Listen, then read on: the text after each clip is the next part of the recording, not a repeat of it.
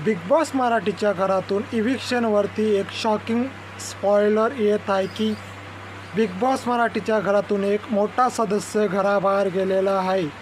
ज्या सदस्याने मराठी इंडस्ट्रीमध्ये एवढे वर्ष राज्य केलं, हास्य केलं, जे हसवण्यात एकदम माहीर होते, अशा सदस्याचं बिग बॉस मराठीच्या घरातून इव्हिक्शन झालेलं आहे.